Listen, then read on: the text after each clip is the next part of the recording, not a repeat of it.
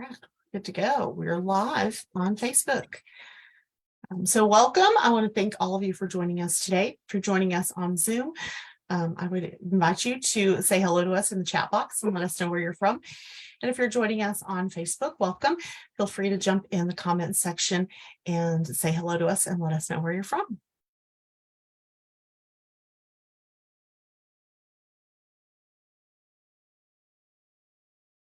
Hi, Bianca. Glad you could join us today.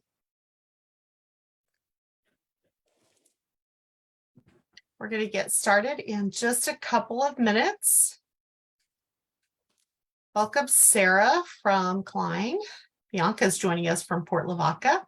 Nadia from Dallas, welcome. Hey, Chelsea, did you see the email from PACT? They said that link is not working. Can we grab another one? You're muted.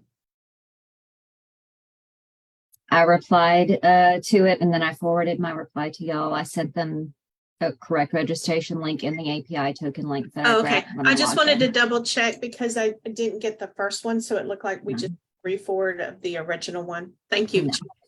No problem. That's it's a Zoom thing. Welcome, Christina from Austin. Janelle, we're glad to have you. Linda from TFW. Yvonne from El Paso. Patricia, welcome. We're so glad to have everybody join us today. If you're just now joining us, welcome. We're going to get started in about 2 minutes. In the meantime, feel free to jump in the chat box on Zoom and say hello to us. Let us know where you're from. And if you're joining us on Facebook, you can jump in the comments section and say hello to us and let us know where you're from.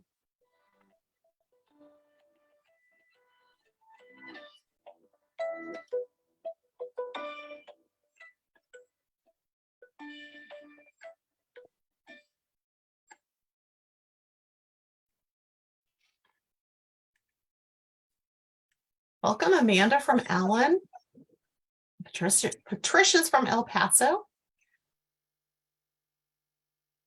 Salute to Odessa. Welcome. We're so glad to have everyone. Cindy from Round Rock. Welcome, Nancy from Webster.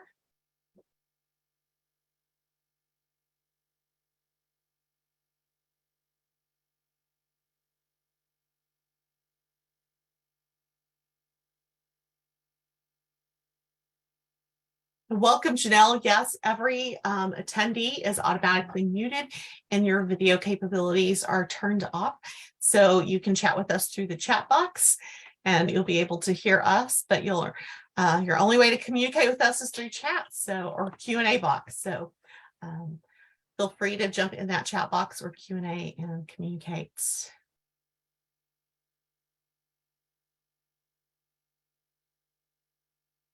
All right.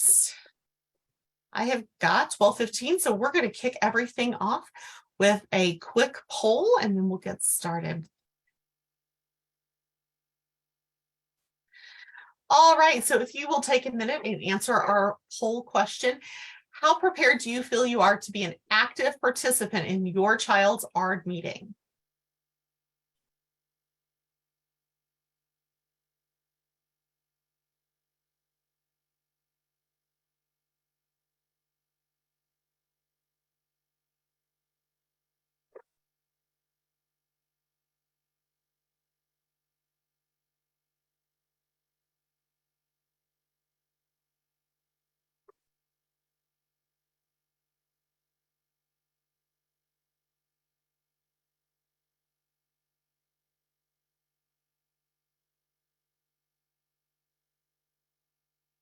All right, we're going to give it just a few more seconds and then we're going to close the poll and get started. So if you'll take a second and answer the poll question, how prepared do you feel you are to be an active participant in your child's ARD meeting?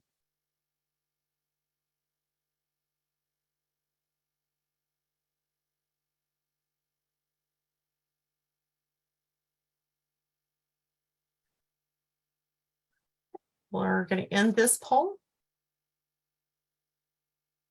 So we've got a lot that are slightly to moderately prepared. That's where most of us are. And so we hope that by the end of today's presentation, you'll be able to say that you are very prepared to be an active participant in your child's ARD meeting. So we're going to go ahead and get started. And so one more time, welcome everyone. Thank you for joining us today for our webinar. We're so happy to have you. My name is Stephanie McLaughlin, and I am the Training and Evaluation Specialist for Partners Resource Network. Partners Resource Network is the nonprofit agency that operates the Texas statewide network of parent training and information centers. We are funded through the Department of Education Office of Special Education Programs. Throughout Texas, there are 4 PTI projects known as PACT, and TEAM. And our mission at Partners Resource Network is to empower and support Texas families and individuals impacted by disabilities or special healthcare needs. Also joining us today from Partners Resource Network is our Director of Statewide Services, Christina Henning, our support specialist, Chelsea Rivas, and our technology specialist, Zach Hildago. If you're having any technical difficulties today, please reach out to Zach in the chat box. He will be able to assist you with any of those. And for those of you that are needing a certificate of attendance for today's webinar, you will be receiving an email to thank you for attending the webinar. If you'll follow the link in that email, you can get your certificate of attendance. At the end of today's presentation, we're going to have a time for question and answers. If you're joining us on Zoom today, please type your questions in the Q&A box. And if you're joining us on Facebook, you can type your questions in the comments. We are recording today's webinar, and the recording will be available on our Facebook page and on our website at prntexas.org. So I want to go ahead and get our speakers introduced and get everything turned over to them. So David Beinke is the Director of Advocacy for Cirkiel Law Group. He provides a unique brand of support for parents and children with special needs in their educational and community environment throughout the state of Texas and beyond in what he calls his Hotel Prius. David has a Bachelor of Science in Education and is a former United States Marine Corps Sergeant, claiming the moniker and related email address of Special Ed Marine. David started his career path at Denton State School and spent 20 years in the former Texas MHMR Community Center system, both as a supervisor and provider of case management services. David is also the parent of a child with a disability. David helps families facilitate and explore entitlement and benefits, such as Texas Workforce Commission, the local IDD authority, Social Security, and Medicaid waiver programs, to name a few. He's also a talented musician, frequenting various musical venues in the Central Texas area as a drummer. His list of skills does not end there. He is also a hiker and an avid chess player. David is a longtime COPA, Council of Parent Attorneys and Advocates member, co-chair of the COPA Advocate Committee, and is a former sitting member on its board of directors. So welcome, David. We're so glad to have you. And our other presenter is Cynthia Daniels Hall. Cynthia is the parent of children with diagnoses on the autism spectrum. Cynthia is a special education advocate and owner of Every Child Solutions, an education advocacy business. Cynthia is an advocate member of COPA. As a person who was raised in a family of educators, and as the parent of young adults with disabilities, she understands the process from a unique and personal perspective. Cynthia understands how the inconsistent implementation of special education laws by public school systems can affect parents and their children. As a military spouse, having lived in 6 states, she realizes when helping parents obtain a free, appropriate public education for their children in the least restrictive environment, any solution must be tailored to their individual child and their situation. Cynthia serves on the COPA board and community and committees on advocate training, promoting the development of knowledge and skills necessary to support, inform, and empower parents' participation in the special education process. Welcome, David and Cynthia. I'm going to turn it over to you now and let you take over. And thank you very much for everybody being here. I always get a kick to talk to some new friends, old friends who are part of this presentation. Thank you very much for being here. Also, I get to have a back and forth. I love Cynthia and I have spent time together doing Advocate Late Night, and COPA is one of those places that you're not alone. we are all this in this together. Where do advocates come from? Well, usually parents who had children with disabilities. And that's what unites us all. And today's session is going to be just kind of, we only have an hour, but I put lots of links and lots of attachments together for your toolbox. There's nothing I know or Cynthia knows that's secret. There's no secret. In fact, the secret is it's no secret. And we want you to know what we know because you have the advantage over us in two ways. Number one, you're the subject matter expert in everything regarding your child.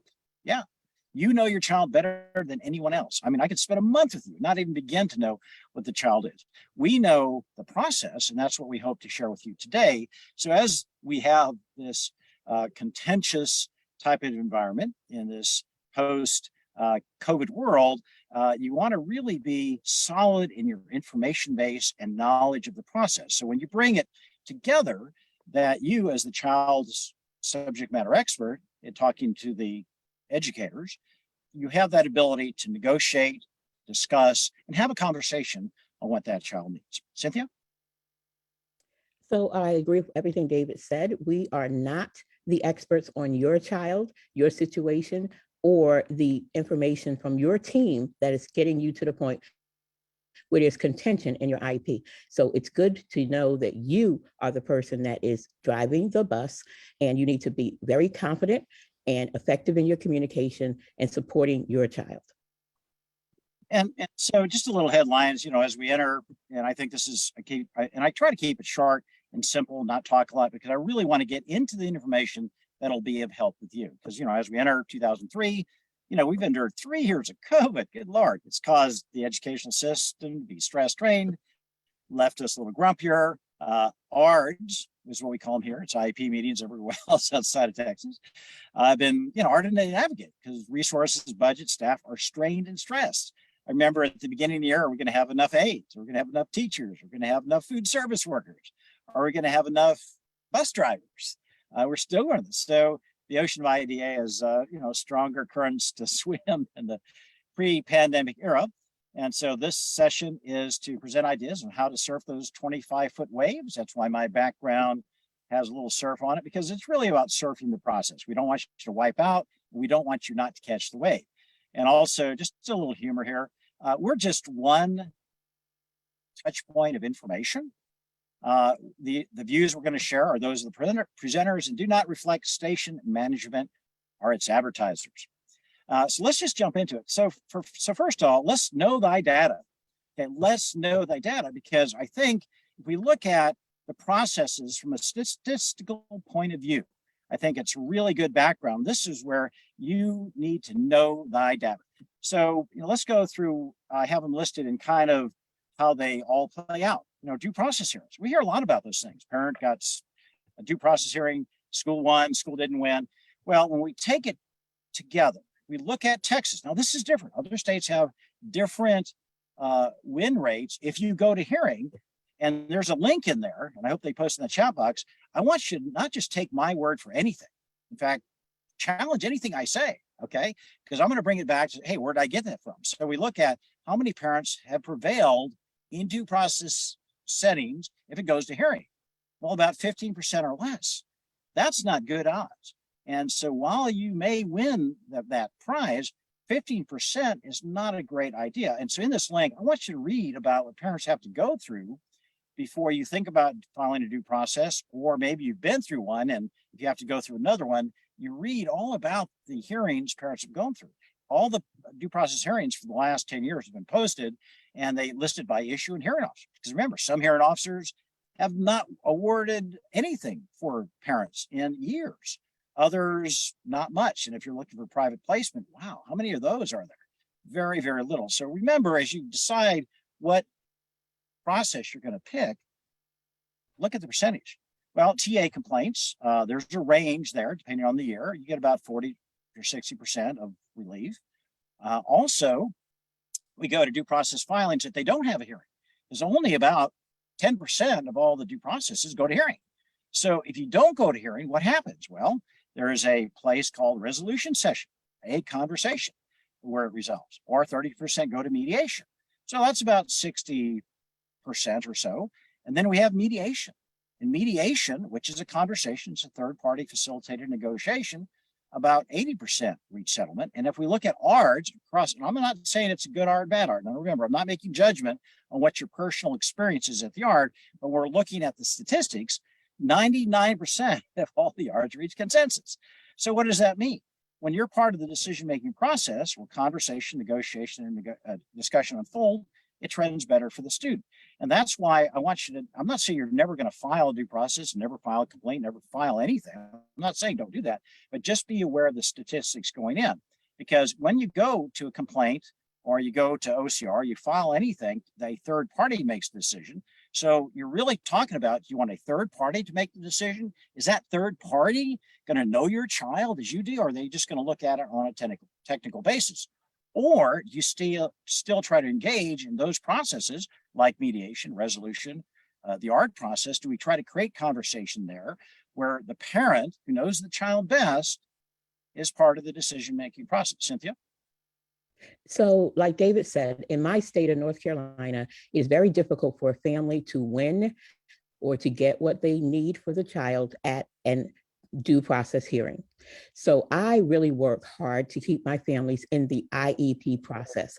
So it's important to think about who's going to be making the decisions, as David earlier said. And for me, it is really important to keep it to the people who best know the child, the parents, and possibly that IEP team. So I work really hard to stay within that process. And in North Carolina, we as advocates, educational advocates, cannot represent families in due process hearings. So I explained that to my parents early on and how I see the IEP process as the possible place for them to do the most work and be effective for their children. I think communication is so important, and being able to communicate what you believe your child needs and how you expect the school system to serve those needs to provide that child their fate, a free, appropriate public education. Very good. Thank you very much, Cynthia.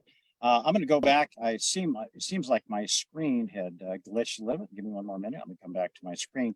So I really want us to talk about those things that are there. So one, we want you to know the data. I mean, that's absolutely crucial. The other part is, information is power. Is that showing up on your screen? I want to make sure you see that. Yes, it's showing up. Okay. So information is power. And the reason, before we get into the actual strategies and some of the things there, you've got to know the process. It's so important for you to know the process.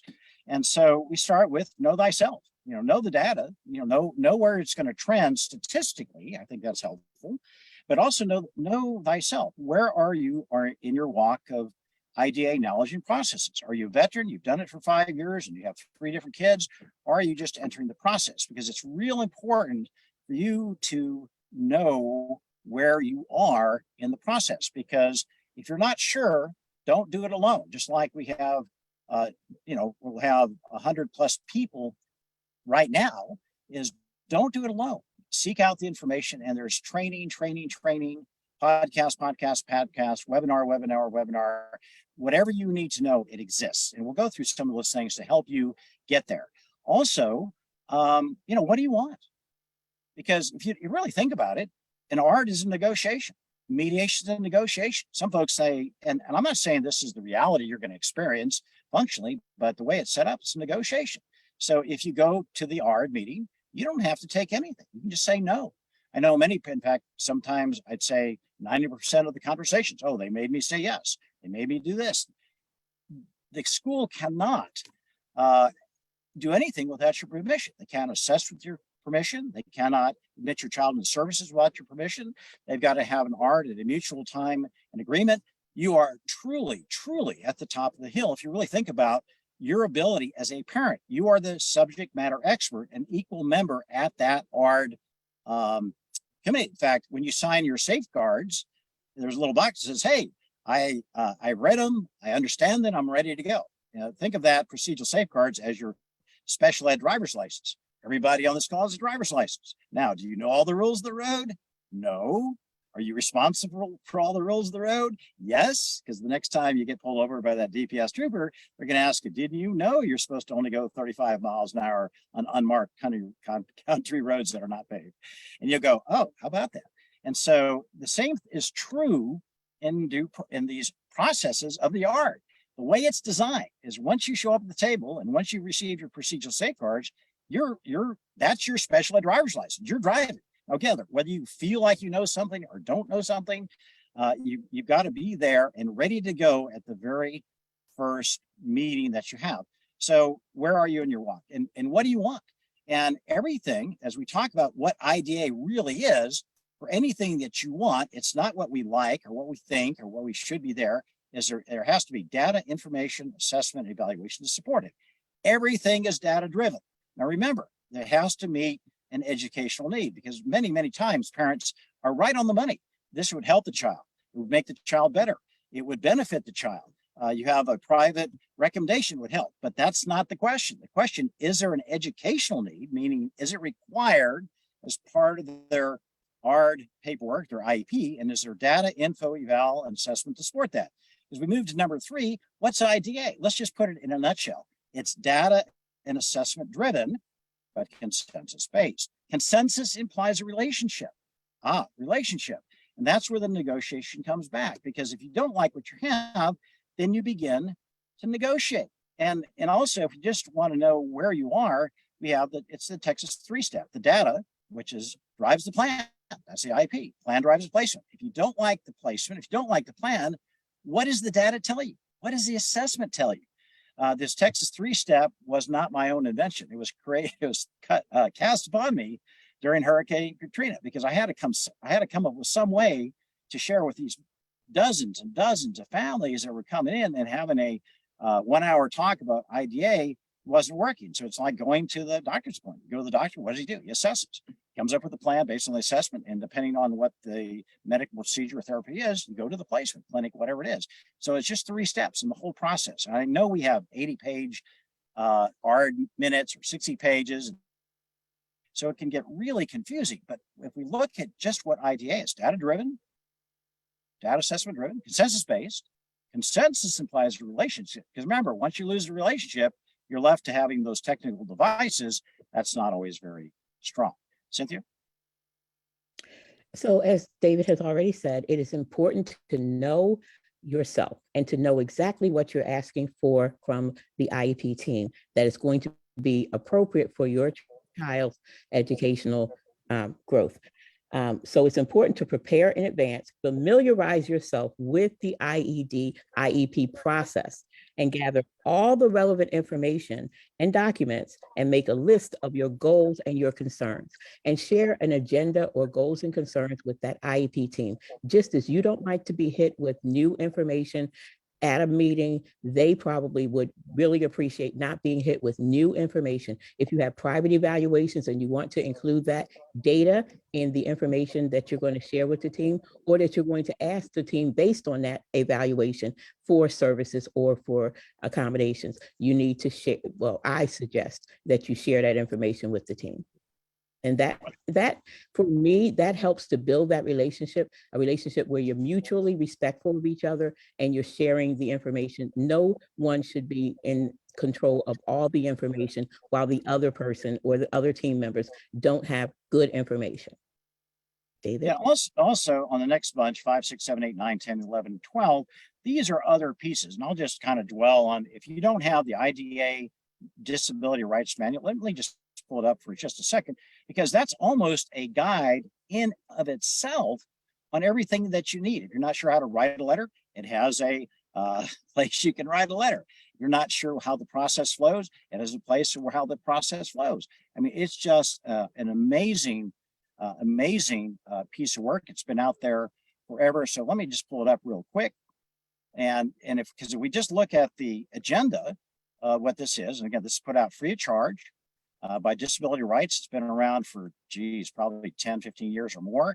This is your manual. If you don't have it, please use it. Please look at it, as we'll just go through the kind of the index. It talks about words to know. Got to know the words. Laws and regulations. Have to know the laws, state, federal, local. It also says, hey, how do we set this up? Creating a parent notebook, getting records changed. And it has your guide to the special ed process, what you write, requesting an initial notice of rights for FIE, ARD meeting. Also, guess what? Oh, look, resolving disagreements, which is also those things you need to know, and list some of the things we'll go through later today. Request an ARD facilitator. If you disagree and you're finding that your local district is a box of rocks, you can get a local facilitator, or more importantly, even a state facilitator. Sometimes that's a game changer. Sometimes you have to file a complaint. Sometimes you have to go to mediation. Sometimes you have to go to OCR. Sometimes you have to file a due process. And if you're not sure how to do it, that's okay. Because the other, I think, is probably the most wonderful part of it. It has samples for everything there. Getting your records, changing your records, requesting assessment, request for additional testing, request for an IE, request for re-eval, how to set the ARD agenda, a parent checklist. If you're not sure how to get ready for an ARD, there's a parent checklist. Also, we have cameras in the classroom. I think 4 sessions ago, if your child is in a primarily nonverbal or life skills type setting, you can request a camera. It's free of charge. There's a letter. How do I do that? There's a letter. Incident reporting, parent, how to review the IEP, and a sample complaint letter, sample due process. So lots of different things there. So I wanted to make sure you have that manual. It is just a wonderful, wonderful thing to look at. So I want to make sure you have that. And also just on the other pieces, I'll come back to the presentation, is and also on there is the folks we're talking with right now. Here's the here's the partners resource. They have everything that you need. If you go back over the last 5 years, I think I've been there a few times, everything we've talked about, whether it's beginning, during, or the end of your walk and due process, everything is there. And so don't forget to look at what you have on Parents Resource. It's an amazing resource. Also, Parent Hub, understood.org, Texas Parent to Parent. You do not have to be alone. Texas Parent to Parent is wonderful. In fact, they sometimes will send a parent with you. Also, I want to make sure you're aware of the Texas Special Ed Hotline. Just like for all our devices, our computers, phones, everything else, there is a free, toll-free number. You can call and ask the same questions that you can ask me. They don't charge anything. Also, I wanted to look, I went outside to say a little bit in the Utah Parent Center. You don't like somebody like me to talk to you, or you don't like reading stuff, they have vids on the whole process of parents as partners. Parents as partners. Remember, you're not an equal, because if we look at number 12 under the Texas Education Code, we're not just equals. We are partners, and this has nothing to do with IDA, 504 IDA. This is your rights in the Texas Education Code. We are partners with the administrator, school district, board of trustees, and the child's education, and parents shall be actively encouraged in creating and implementing the child's program. Okay, because sometimes, they treat us that we don't feel like we're a partner. In fact, it feels like we're outnumbered and outgunned. 15 staff of the school at the ARD meeting, just one of us. Well, we are partners. I really, really want to emphasize that. That's how it's set up. Texas is a little wonky, and I'll digress for a minute. In all 40 other 9 states in the federal Constitution, they wrote the Bill of Rights after they wrote the Constitution. They wrote the Constitution, they wrote the Bill of Rights. In Texas, being, somewhat different, they wrote the Bill of Rights first, not as an afterthought. And so when you talk about gun rights, water rights, property rights, all these different rights, well, the same is true of parental rights and education. These are your rights just being here in Texas. No other state has this. And we have an internal grievance system if indeed you don't feel that you're being treated as a partner. That's a complaint within itself, because not do we have all the effective parental participation that's a requirement of IDA. Okay, we have it as a state law as well. That's where our level 1, 2, 3 comes in. I'm going to keep rolling along here. That's kind of specific to Texas. So we want to get into kind of the meat here, because navigating the contentious ARD, because there's really two paths. Either the district says no, or the district says yes. If the district says yes, because you have the data, you have prepared, you've sent your wish list ahead of time, you've done all these different things, but they've said no, okay, fine. Well, we have a disagreement, because you don't have to say yes at the ARD meeting. You can take up to 5 days.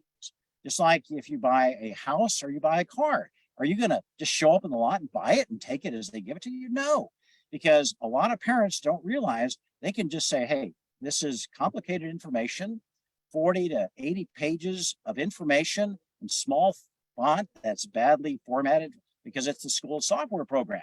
And who can go through that in the time you have the ARD meeting? You have 5 days in which you can take it or leave it. And a lot of times, if you say no, you come back within 10 days and they bring more stuff. They bring more resources, they bring more staff, they bring more data to do that. That's why I like Texas. In some states, if you disagree, that's it. You don't get this second chance. In Texas, you can have a non-consensus ARD and just say no, because it's just not where you're going. It doesn't fit what your child needs. You're not comfortable with it. And then within 10 days or less, you're going to come back and under the requirements of the state guidance, say, look, we got to bring more staff, more resources, more data, because everything's based on data. But also in your procedural safeguards, about halfway through, if you look at procedural safeguards, they went from 18 to 26 pages because there's more in there. There's a whole section on resolving disagreement. It's okay to disagree. Let me say that again. It's okay to disagree. Just say no. Don't worry about offending somebody. This is your child. Just like telling a used car salesman no, or telling a house salesman, no, I don't want to do it right now. I want to be comfortable with it. Because remember, this is the architectural blueprint of your child's education for the next year. In our procedural safeguards, we have a whole series of things of resolving disagreement. And it's listed, a state or local facilitated IEP. Sometimes maybe you're just not getting the information across, or maybe they're not getting the information to you. So having somebody to act as a moderator in the discussion is wonderful. I've seen wonderful things come from our state level facilitations. Now remember, you can't just sit on it. You got to request pretty quick.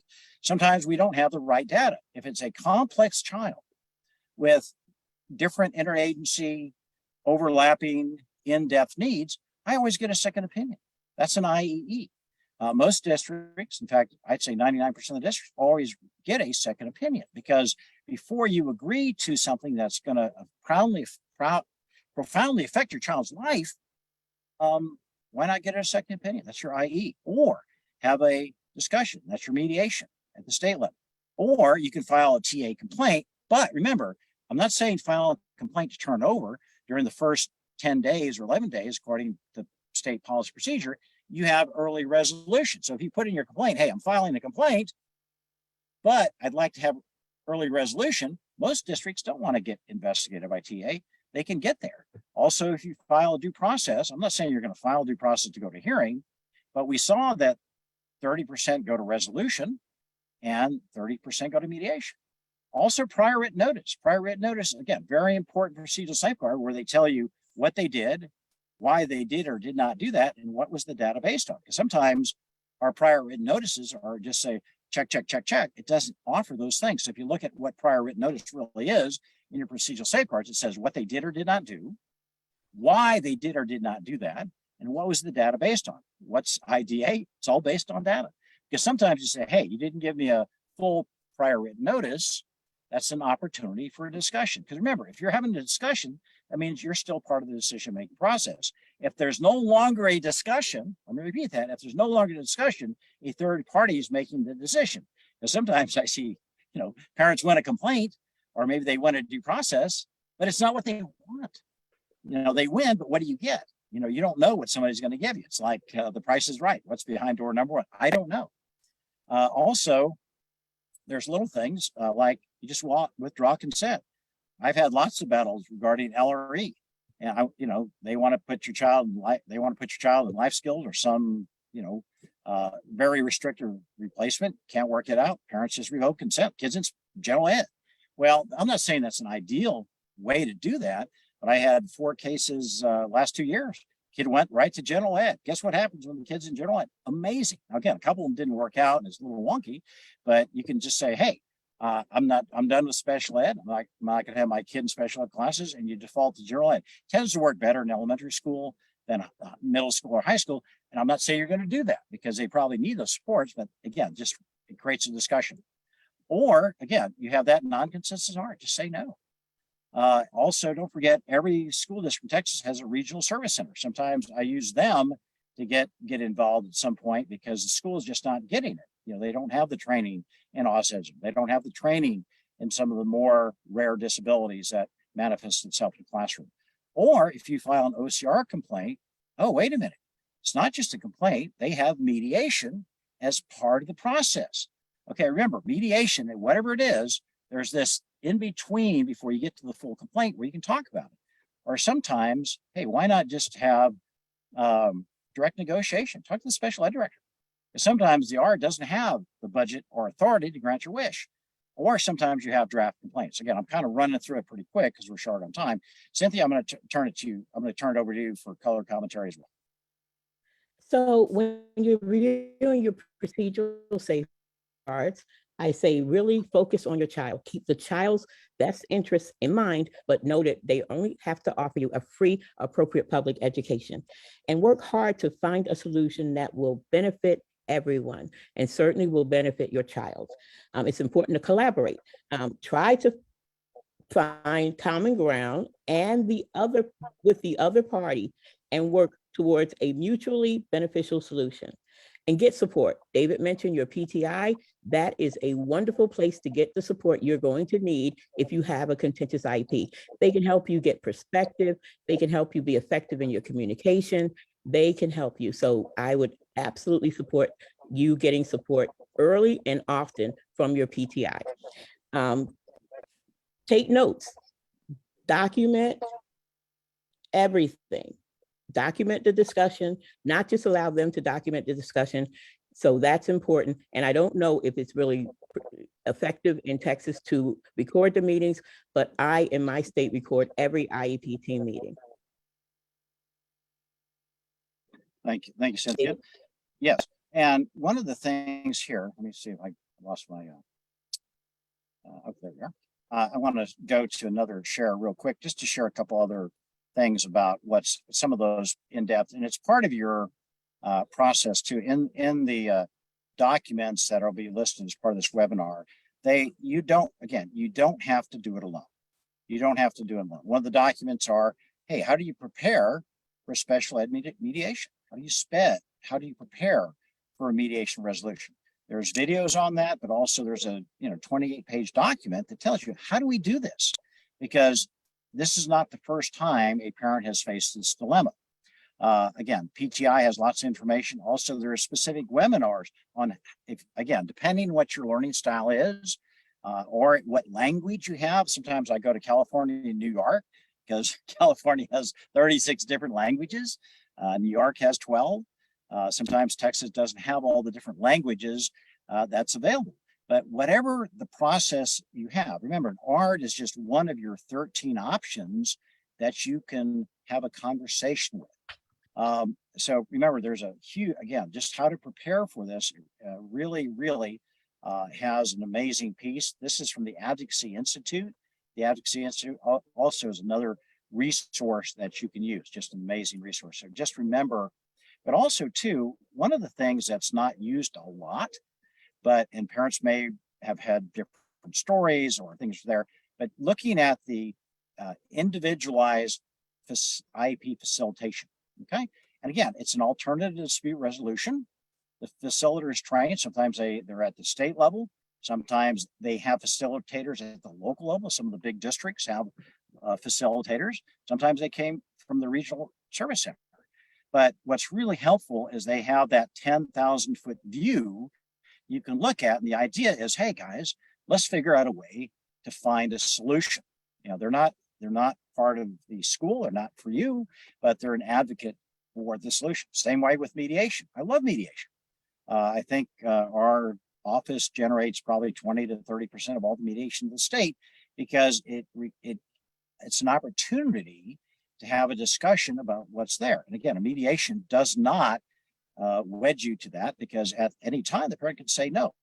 But I like the idea of the parent being the decision maker, not me. I don't know the child or get you through the process, but why not create this environment where you can have the ability to bring your expertise as the parent. And some parents don't say, I don't have expertise. Yes, you do. You watch the kid get up every morning. The mother in particular, they don't call it, I make a joke sometimes. I said, they don't call it fathers against drug driving. They call it the mothers against drug driving, because the mothers are there from the time that child's born to whatever age that child is. That mother knows everything. She's the one that takes him to the doctor's appointments, the wellness checks, to the pediatrician, to the dentist, to the therapies, so when a parent says, I don't know much, and I start asking questions about the child, it's amazing, incredible what the parent, primarily the mother, dads too, I don't want to be offensive to all the dads, but it's amazing what parents know, or sometimes it may be the grandma, or sometimes it's the brother or sister. So don't let the school steal the joy. Yes, they may have bachelor degrees or fruit salad after the name, but nothing ever replaces that parent as the center of gravity of everything in that child's life. And so I sometimes use it, I call it the bad hot dog standard, or the bad burrito standard, depending on whatever it is. How long do you take a bad hot dog? Well, you wouldn't. How long would you take bad milk at Walmart? You wouldn't. How long would you take a bank that lost your money? You wouldn't. How long would you take a bad education? Oh, wait a minute. Oh, because I submit to you, when you use the same quality assurance in your child's life that you use everywhere else for your child, it makes a difference. It's your taxpayer money to educate your child. That's why schools exist. Also, remember, the feds don't quality assure. The state doesn't really quality assure. The school is very rarely quality assure. So who is the quality assurance in that child's life? It's the parent. And that's why having resources, and yes, it takes a while, but nobody is in better shape to learn all about the child than the parent. Right, let me go to the last part, and then we'll hit some other things as well, and have a little time for Q&A. I'm the play-by-play. Cynthia's the color commentary. Cynthia, anything you wanted to add to that? So I suggest that if you have an IEP team that's not being effective and you want to call in an IEP facilitator, that is a wonderful resource in most states now that is available to you, and you're able to access that resource for free. And so that is very important. It's no cost to you, the family, to have someone come in who is looking at it from a higher level, from an outside interest, and making sure the team is focused and following the process, and that the little things that you may have seen between the team members not being very respectful of the parents, that person can intervene and completely stop that. So that, I think, is really important. Yeah, absolutely. Because if you're at the center of the conversation, you have a much better percentage, and it's more effective than sometimes when you're not in discussion. However, guess what, folks? Sometimes there is no opportunity for discussion, and you have to become what are you going to file? Well, every school district has an internal complaint process called level 1, 2, 3. Level 1, 2, 3. Level 1 is principal, level 2 is superintendent, level 3 school board. I file a lot of these things. Just got done in Houston ISD over their T.H. Rogers issue down there. It worked out because we had 12 parents file a level 2. It said, look, you can't move my kid. It's dangerous. And they heard us. And so this is your internal complaint, just like we talked about Texas Education Code 26, one of the previous slides. You're a partner. You're encouraged to be part of that. So sometimes the campus just doesn't know. We have a lot of new folks at the campus, new principals, new special ed coordinators, new art facilitators at the campus. They don't know. It's not like it was in the pre-pandemic level where you had maybe 20 years of experience at that campus. It's really been shredded. We have some principals driving the bus in our smaller East and West Texas area. So it's really harsh out there. And if the discussion can't be had, and we always say, look, try to have that discussion, because once you lose that discussion, then you're relying on these technical pieces that may not have the same percentage of resolution in your favor. So there's level 1, 2, 3. There's a state complaint called TA complaint, just who, what, when, where, date, time, place. What do you want? What went wrong? It's a 2-page form. Most parents can, and all these forms have what? Name and address, what went wrong, what do you want? Make sure think of it like a traffic ticket. What, when, who, what, when, where, date, time, place. Don't use adjectives or adverbs. Stick to the facts. We also have a TA due process. If you need to go there, it's a 2-page form. If you have to go there, there's OCR complaints. There's also social media. We knew going into the last due process we had in Tomball, well, we wanted to get some information out because the issue there was how do they treat children with disabilities who've been adopted? How do they treat children with disabilities who've been adopted? Because if you've adopted a child with a disability, that's another layer of challenge that you have. So we put up a social media campaign just to inform people this is what's out there. Or most recently, about a month, last couple of months, we've been mixing it up with T.H. Rogers in Houston. Now, Houston's kind of an interesting animal because we don't know who's in charge. TEA, the state's been trying to take them over for 4 years. It looks like they're about to. So we're not sure who's in charge, but we filed 12 level 2 complaints against the superintendent. Superintendent says, oh, we better not go there. But we also brought in the media because sometimes it just the embarrassment, just that old shaming works. Or sometimes run for school board. There's 4 or 5 school board members. The one I'm most familiar with, Jean Mayer, she ran on the platform as, hey, we have to serve all children, but especially those in need. Okay. Sometimes it's educator misconduct. There's a way to address that. Again, that's not all the things, and these are rather harsh. And I usually suggest you look at these options very carefully, because when you begin to file stuff, when you begin to go to social media, you may be closing off the opportunity for a relationship. And building goodwill for the long haul, not just for that week, that semester, that ARD meeting, building goodwill so you can have a discussion about your child based on data is a good way to get there. And sometimes, as an example, go up to the last one, there's draft complaints. Sometimes I just fill out a complaint form. I said, look, guys, we're getting to the point where we're having a hard time talking. We're about to file a complaint. Before we do that, do you want to look at this? We just hand them a draft complaint. That way they know we're serious, but we haven't gone into filing a complaint, because I really, really am hesitant in our post-pandemic environment that parents are not part of the decision-making process. Really important. Cynthia? So yes, in the post-pandemic environment, I always encourage families to give the school grace. That does not mean backing down and not seeking what's appropriate for your child, but it means understanding the overwhelm that's going on in your school districts today. It's understanding that teachers are often not available, that the service providers are often not available, and offering flexibility and solutions, alternative solutions, can be very effective. It's important to know that we are in an environment after the pandemic and during this time of transition from the pandemic that people are just really at razor edge of nerves. And so that parents as well as the teachers, as well as the administrators, all need to just be respectful of each other and just think outside of the box and try to effectively work to find the solution that will best serve that child. I feel that those are important tools to have in your toolbox, just knowing that, we are in a time where everyone is on edge, and it's important to think about that. And if you're filing for due process, remember, you want to be the reasonable person. Like David said, take out all the fluff of information and just the facts, just what is important to that decision maker to make his or her decision for your child. And kind of, coming back, and we'll get to some questions here. And I put a lot of different information there. The links are really extensive. Last thing I'll show, if you're not familiar with your due process resolutions, yes, it's in the, certainly it's in the, your procedural safeguards, but there's also other items we've put in there.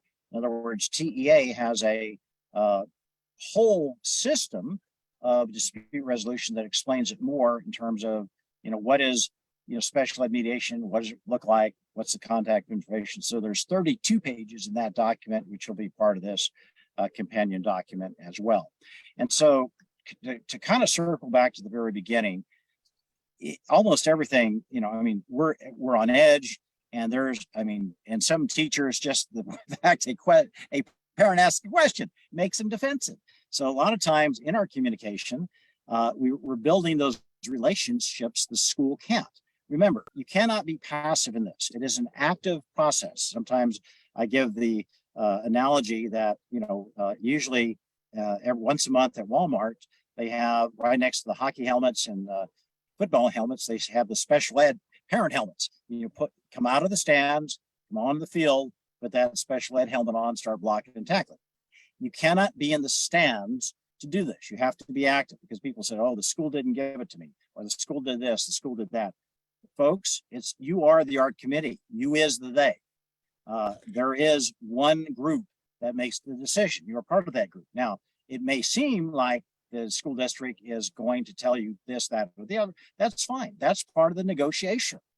And sometimes it is like negotiating with the North Koreans. That's why we have these other things. Or sometimes it's like negotiating with a box of rocks. But that's part of how the process is. It's okay to disagree. It's okay to be part of that. And if they do things like they exclude you, or they do some terrible things, remember, this is not a perfect panacea, because schools will do things that are favorable to themselves. Bureaucracies tend to perpetuate what they do. They tend to stay with what they know. Sometimes we are the catalyst to begin their enlightenment, their learning, and their information. So don't be afraid to be a change agent in your district. Sometimes you have to be there. And that's why I gave examples of parents running for school board, because you have 2 or 3 folks run for school board, you are the conversation. Even if you don't win, you may be that special ed director's boss. It doesn't matter whether you're small or large. And sometimes it can be very contentious. You know, because if you've reached your, Rosa Parks moment, she didn't have advocates, she didn't have partners resource. She said, this is the right thing to do. I'm going to do it because it's the right thing to do. Or one of my favorite mothers, Candace Leitner. You may not have heard of her, but she had a dead daughter, and there was a drunk driver, 14 conventions. She founded Mothers Against Drunk Driving. And so if you reach that level where you need to take action, because you, as the parent, as the mother or family, you reach that threshold, you have to act. And we know the schools may not be helpful. In fact, the schools may be oppositional to you.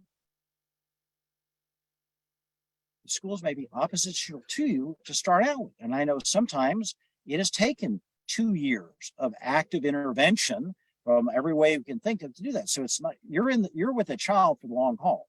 The school district is not. And that's why if you look at it sometimes as a 2-year plan or 5-year plan, you're not going to get frustrated by the last 3 R's or that particular year, because you have a principal that just not going there. As Jessica Knight just saw it, said, hey, they exclude you. His right does matter. It's in the law. But, unlike criminal law, it says, hey, you do this, get 10 years in jail, or you go 1,000 miles an hour in front of the school in a school zone, you get a ticket. Well, there's not always a consequence. And you as parents, the taxpayer, are the quality assurance in all things you do at the school. And so whether you're doing records requests or you're doing, or sometimes you're doing other things as well, and sometimes you do it as a group. I think Pete Wright has a great saying is that, if you just go to the superintendent, you're the fruitcake. If it's you and a friend, it's a fruitcake and a friend. But if it's 5 or more parents, then it's a group of concerned citizens. So don't do it alone, especially if it's an issue, because if it's happening to your child, I promise it's probably happening to many more.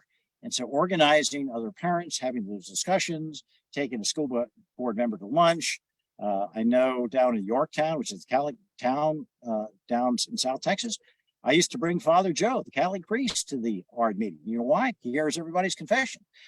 I'm not saying that's what you want to do, but I found that bringing Father Joe, or in Nacogdoches, I bring the First Baptist deacon. I bring whoever I need to help that conversation. You can bring anybody you want to the ARD, and if they have a heart for the child, why not? Sometimes when I'm in South Texas, especially along the border, anybody that was at that child's quinceañera, I bring him, especially, maybe it's the guy who just got out of prison, has the gang tats all over his arm. Put them right by the special ed director.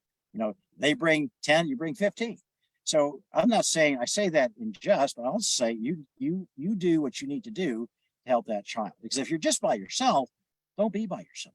Okay. Anyway, I'm going to, Cynthia, I'm going to let you add last comments there. We'll open up for questions, Q&A, or thoughts. So I have a sign in my office and it says, make good trouble. And that is a quote from John Lewis. And that's what I think about every time I'm working with a family. Am I making good trouble? And I encourage families to get involved. And like David said, if it's happening to your child, it may well be happening to other children. I encourage people to run for school board. I encourage people to attend their school board meetings. I encourage you to be in the room while they're making a decision that might affect your child and the children of others, not be the person that hears about the decision that was made by that school board, by that State Department of Public Instruction. So that's my encouragement for all of you to think about that. David? Yeah, also, we're going to only have about 10 minutes or so for chat. So I just put my email there. I always give as a courtesy and because Partners Resource has been an absolute support for, geez, I don't know, 25 years. And some of the old timers are, I think there's one or two old timers still around. And so they're an amazing organization. So my email is there. So for 2 weeks following the webinar, if you have a question that's more specific to your situation, because we're looking at it from the 5,000, 10,000 foot view, just send me an email. There's no charge. I'm happy to send more information. I'm happy to share information I have. I'm not going to do this forever and ever. I like to pass this on because once a senior advocate or senior parent no longer does that, all that information goes with them. So I'm so happy to just send my email if you have questions, but let's open it up. Stephanie, I've seen some of the chat box or Facebook, but I'm happy to jump into some of those questions. All right. Thank you so much, David and Cynthia, for all of this wealth of information. Just a reminder, all of the resources that David and Cynthia has shared today will be available for on our website at prntexas.org. And so please check that out after the webinar. If you have a question for David and Cynthia, please put it in the Q&A box if you're joining us on Zoom, and in the comments if you're joining us on Facebook. So we'll get in. We've got a number of questions. So one question they asked, have there been changes, and what changes have been made to IDEA since 2020?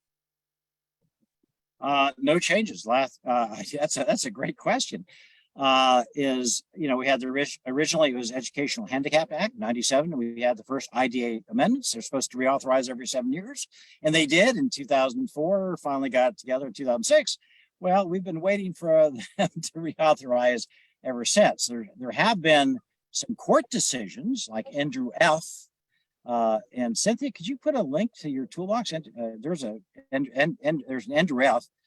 We were kind of wedded to the Rowley decision for 35 years, but Andrew F. has given us a new thought. It was a 8-0 Supreme Court decision to say, oh, wait a minute, the standard's more than de minimis. And there's some language. In fact, understood.org has a Andrew F.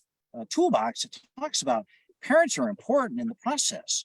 We're encouraging the parents to ask questions. We want the parents to be more involved. So it's not a game changer, but it's an amazing piece that, in fact, I'll see if I can get it in there. It's NDRF Toolbox. I'm sorry, that's what I meant. Understood.org has an NDRF Toolbox. So there's not been any fundamental changes to it, but there's been some clarification through that. Cynthia?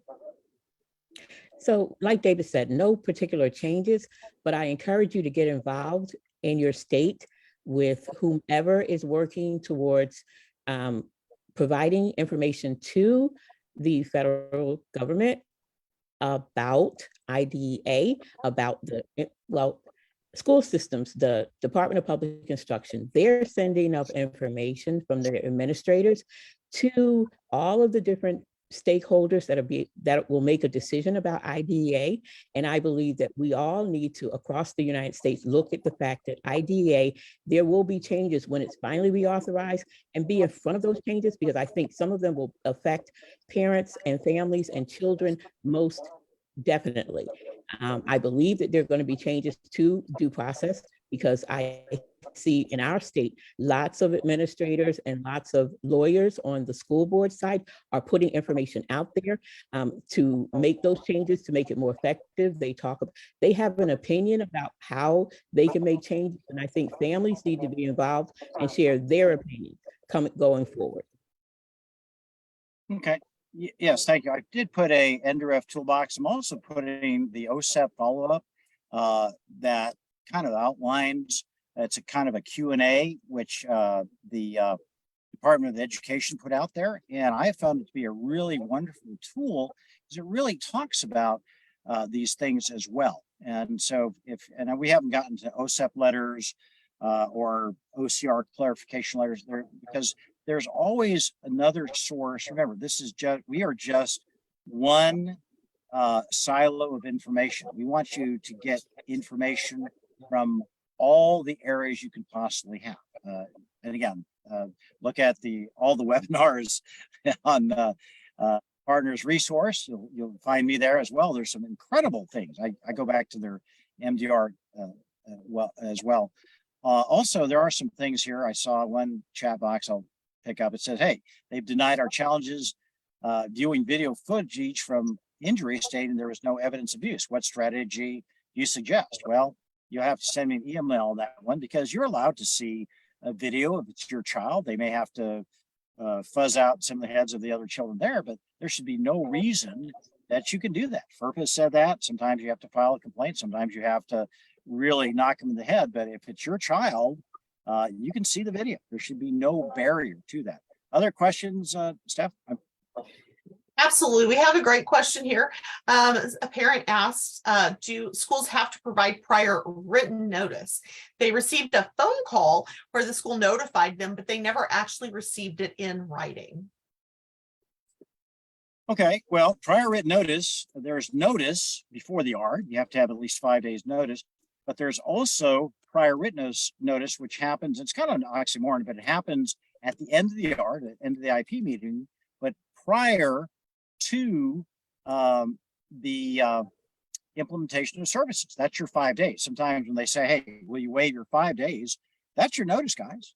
That's your notice. I'll put a little piece in here. This is from TA. It's on prior written notice. So there's notice. You get notice of evaluations. You get notice of ARD meetings. You get notice of different things. But prior written notice is part of the ARD that they give you after the ARD, usually after the ARD is completed. Here's a little link to how TA defines it, but it's in your procedural safeguards, and it's probably one of the most powerful but least used procedural safeguards here. It's worth a good study. Cynthia, I'll let you. Cynthia has some good comments on prior written notice. Cynthia? So prior written notice is very important, and I think parents need to request that in writing. Even if you got a phone call to explain whatever happened at the ARD meeting and the different changes or disagreements at the ARD meeting, you need written notice. So that's why it's called prior written notice. And it's important. Now, your state has the 5-day notice. Our state does not. They say within a reasonable amount of time, you will receive prior written notice. Sometimes in IEP team meetings across the states, they happen right there. The prior written notice is written right there at the meeting. Sometimes they say the prior written notice is within the IEP. These are different ways that other states handle it, but Texas has the 5-day notice. That's really important and unique. And so it's worthwhile to actually get a written notice so that you can sit down, review it all, make sure indeed everything that was discussed, everything that was changed, everything that was suggested and denied is written out and there for you to read. It's important. And also, our different regional service centers have different expertise. Some are dyslexic, some are AT. Region 1 has a webinar, has a little PowerPoint on prior written notice. I just put that in there. And the reason I like to use regional service center trainings, because that's who trains the school. Or if there's a podcast by TA, I like to use what schools have been trained in. Because if it comes from a regional service center, it's guidance, but it's pretty well, schools are not going to argue if it's come from your regional service center. Because remember, the regional service centers are the best of the best. They're your technical expertise in everything, whether it's a BIP or an FBA or teaching the board how to do the budget. Your regional service center, there's 20 of them, you know which one you're in. They are a resource to be reckoned with, because you don't get to work at the regional service center unless you've been part of this community for 10, 20, 30 years. Steph? All right, we've got a great question here. So a parent is wanting to know, they go to an ARD meeting, they disagree, it recesses for 10 days, they come back, and at the end of that recessed ARD, they still disagree. So what happens next? Well, you don't get to disagree. Like in California, if you say no, it goes on till something happens. In California, you have 5 days. So you can disagree once, you can disagree twice, but 5 days after that second disagreement, it goes into effect unless two things happen. Either one, you agree to recess that ARD, come back again, or you file stay put. In other words, you just can't let that child move. And so if you file due process, you file stay put, and everything is frozen. The only exception to that is disciplinary type events. So after the second IEP meeting, second ARD meeting, you have 5 days. After that, they can override your disagreement and move forward with those services unless you decide to get them to agree to continue it, or you file a stay put. And stay put means exactly that. Everything is frozen until hearing officer decides, or you get another conversation through the resolution or mediation or whatever process you have once you file due process. Excellent. All right, we're going to do one final question. And this question, the parent asks, are schools required to provide a draft of the IEP prior to the ARD meeting? Good question. It's best practice. It's encouraged. IDA says you should have the opportunity to review all the information that's pertinent. And so the answer is they should, but they don't always. It's guidance. We want them to, they should. And if you have a rhythm with your district, it's expected, because otherwise, okay, here's what happens in my role. They don't. I said, oh, guys, you're just giving me the information for the first time. I'll listen during the ARD meeting, but I'm not prepared because you didn't tell me. You didn't give me the goals. You didn't give me the plans. You didn't give me the eval. You didn't give me the information. You didn't give me the behavior charts. You didn't give me the stuff I needed. So how can I, the parent, be an effective participant? So I'm going to wait until I've had a chance to review all the information there. I'll let you know in 5 days. So if they don't want to help you understand what that is, because remember, being an effective parental participation is inherent in this whole process. So sometimes if you want to not give me the information I'm seeking so I can make an informed decision at the time of the ARD, well, I'm gonna wait until I get it. And if you still don't give it, I'm gonna disagree, and it'll go on and on, or I'm gonna start using some of these other pieces of information, because before an ARD, before mediation, before a due process, you're allowed to review and get information about what that is. So it's guidance, it's best practice, but do they always do that? No. Cynthia? So like David said, guidance and best practice, yes, it should happen. If it does not happen, like David said, at the IEP team meeting, that parent is not able to make an informed decision about anything. So that means that they'll do another IEP team meeting or ARD meeting, and that, wastes time for them and as well as for the family. So it's really something that you ask for. I think parents need to ask for it and get them to either deny it or not provide it, and then go to that IEP meeting. And you can't make decisions there because you are not an informed participant. You don't have the information you need to make an informed decision, and you don't have the information you need to fully participate in that meeting, that ARD meeting. Yeah, because I'll put in the chat box, remember, one of the foundational principles is the right of parents to participate in the educational decision. Sometimes that's where I use the level 1, 2, 3 as part of your Texas right. Remember, you're a partner and you should be actively encouraged. That's not idea. That's just you as a Texas parent. You're a partner. Or if you want to hear it from us, folks, we're a partner. You better get your spurs on, right? So you're a partner. And if they don't get that by not giving you routine information, it's like, good Lord, do they not give the board information? There's lots of ways you can cast this in a way that's very effective, but if they don't give you information, good Lord. I have some templates I can share with you. Just send me an email. I'm happy to, that bugs me. I agree. You should have information on that. Time for one more, I guess. All right, well, I'm going to wrap up with a question about the services that we provide at Partners Resource Network. And so the question was, does Partners Resource Network have advocates that can review and attend ARD meetings with families, and is there a cost? So we have regional coordinators located throughout the state of Texas in each region of the state.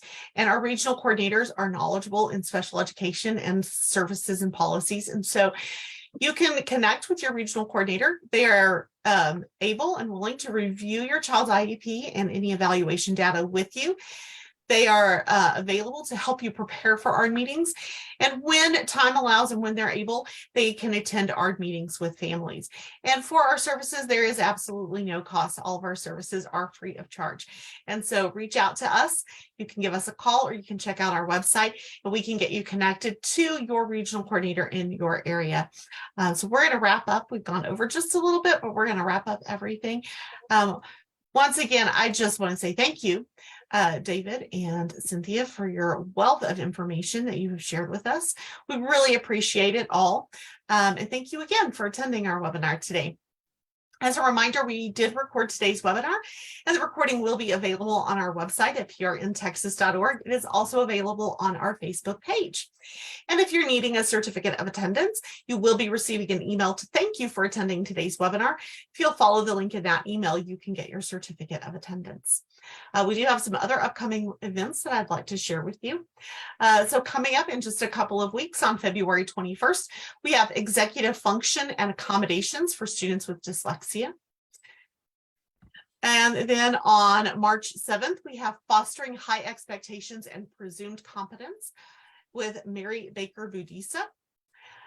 Then we've got our review of the special education issues that are currently before the 88th Texas Legislature coming up on June 13th with Stephen Alamon with Disability Rights Texas.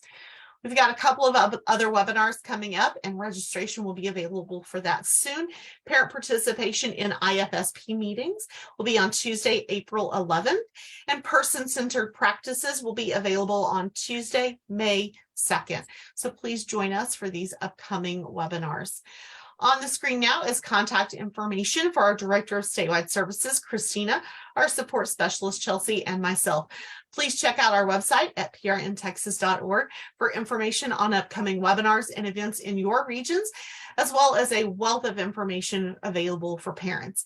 Also, like and follow us on Facebook and Twitter at PRN Texas. Again, thank you so much for joining us, David. Cynthia, thank you so very much. Yeah, also thank you all very much for spending an hour with, and those are still there. Thank you so much. I always enjoy sharing information. Cynthia, thank you for joining us. Appreciate it. Thank you all. Absolutely. Thank you, Cynthia, for joining us all the way from North Carolina. We really appreciate it. Thank you. Bye-bye.